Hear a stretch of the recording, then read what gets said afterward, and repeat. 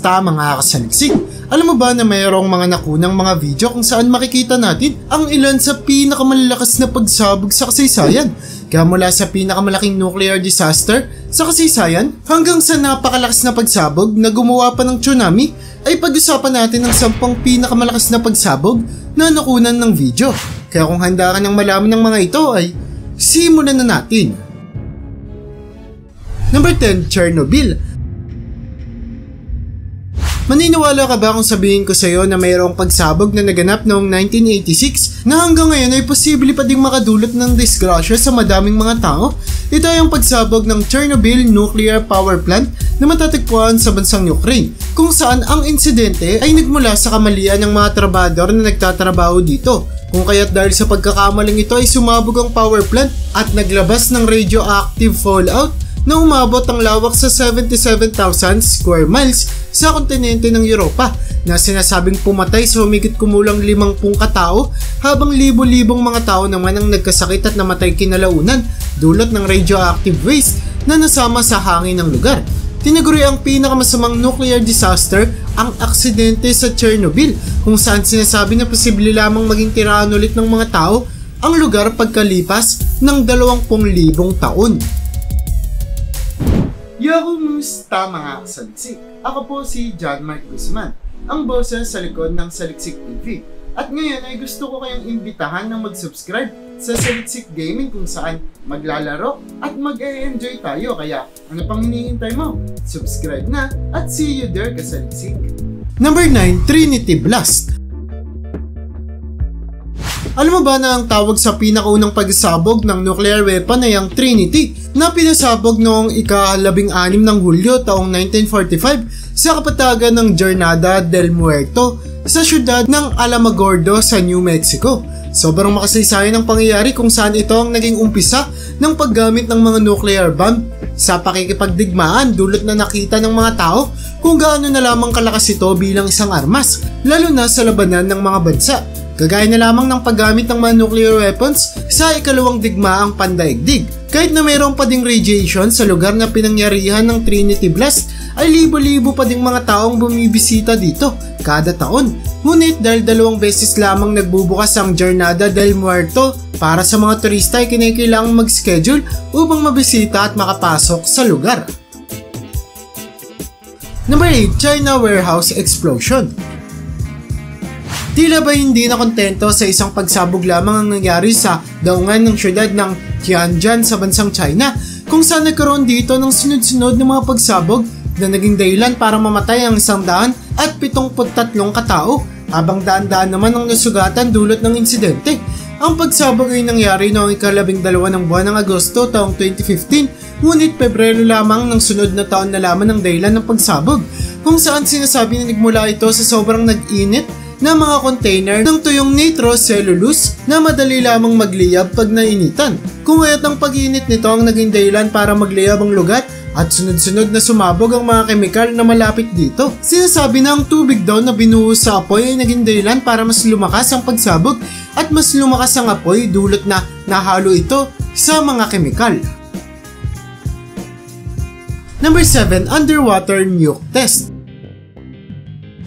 Hindi na bago sa atin ang mga bansa ay patuloy na pinapalakas ang kanilang puwersa sa pandigmaan, at ang isa sa mga bansang nangunguna dito ay ang Amerika, na hanggang sa ngayon ay mas pinauunlad ang kanilang lakas sa pamamagitan ng pag-eeksperimento, kagaya na lamang ng ginawa nilang eksperimento noong ika-26 ng Hulyo taong 1946, kung saan ginamit nila ang kanilang bagong nuclear bomb sa ilalim ng karagatan ng Marshall Island.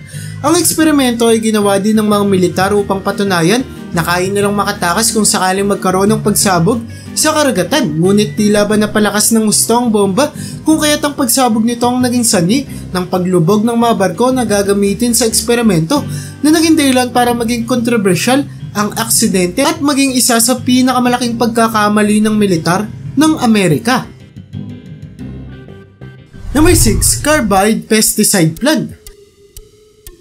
sigurado ako nakakaunti lamang ang mas lalala pa sa pagsabog ng carbide pesticide plant sa syudad ng Bhopal sa bansang India na naganap noong December 3, 1984 kung saan ang toxic gas na nagmula sa planta ang naging dahilan ng pagkamatay ng humigit kumulang 2,000 tao habang 20,000 naman ang nagkasakit. Sinasabi ng aksidente ay nagmula sa kakulangan ng mga trabahador sa planta kung saan dahil sa limitado lamang ang mga taong nagtatrabaho dito ay hindi agad napansin at nasolusyonan ng aksidente habang maaga pa lamang. Number 5. Mount St. Helens. Kahit na napakadaming mga bomba na ang nagawa, ay sigurado akong hindi pa din nila kayang talunin ang isang natural na pagsabog mula sa ating mga bulkan, kagaya na lamang ng pagsabog ng bulkang St. Helens noong 1980 na talaga namang gumulat at tumakot sa lahat. Ang pagputok ng bulkan ay nagmula sa 5.1 magnitude na lindol at sobrang lakas ng eruption na ito kung kaya't tinagurian itong pinakamalalang pagsabog ng bulkan sa Amerika. Ang init ng pagsabog ay umabot sa halos 350 Celsius habang ang mga abo naman dito ay talaga namang nakapagdulot ng peligro sa buhay ng maraming tao kung saan meron pang 57 na taong namatay dahil sa napakalaking pagsabog na ito. Number 4. Fertilizer plant explosion. Nakakasigurado ako na alam na natin ang kakalabasan ng pagkasunog sa mga planta. Kung kaya't noong nasunog ang fertilizer plant sa Texas noong Abril taong 2013 na hindi nakatakatakang agad itong sumabog ng sobrang lakas. Kung kaya't kahit pa ang mga taong malayo sa lugar ay nakaramdam pa din ng pagyanig ng lupa. Sa kasamaang palad din naging dahilan ng insidenteng ito para madisgrasya ang lagpas 160 katao kung saan 15 sa kanila ay nawalan ng buhay. Nagdulot din ang pagsabog na ito ng pagkasunog ng humigit kumulang 500 mga gusali na talaga namang nagpapakita kung gaano kalala ang pagsabog ng planta. Number 3. Char bomb. Alam mo ba na ang tawag sa pinakamalakas na nuclear bomb na ginawa at sinubukan ay ang char bomb na pagmamay-ari ng Soviet Union ng Russia? Ang pagsabog ng char bomb ay talaga namang gumulat at nagbigay ng takot sa ibang mga bansa kagaya ng Amerika, kung saan nakita nila kung gaano na lamang kalakas ang armas ng bansang Russia, kung saan sinasabi na kung gagamitin ng char bomb ay sa kisap mata lamang ay posibleng 2 milya agad ang maglaho mula sa pagsabog, habang ang mga gusali sa loob ng libo-libong milya ay paniguradong masisira at mawawasak. Taong 1961 pa, simula ng pagpapakita ng Soviet Union ng lakas ng char bomb, ngunit hanggang sa kasalukuyan ay wala pang nagawang bomba na mas hihigit o lalakas pa kumpara dito. Number 2. Beirut Blast. Malaki ang posibilidad na nabalitaan mo na ang napakalaking pagsabog na ito na nangyari sa daungan ng syudad ng Beirut na kapitolyo ng bansang Lebanon noong ika-2 ng Agosto taong 2020, kung saan tiniguran ito na isa sa pinakamalakas na pagsabog nang hindi ginagamitan ng nuclear power sa kasaysayan. Ang insidente ang naging dahilan para mapiligro ang libo-libong mga tao, kung saan lagpas 200 sa mga ito ang namatay dahil sa pagsabog, habang ang mga sasakyan at mga gusali naman sa syudad ay nasira, kung kaya't kahit na madaming mga naganap na pagsabog ngayong 21st century ay paniguradong isa ang Beirut Blast sa pinakatatatak sa isipan ng mga tao. Number 1. Halifax Explosion.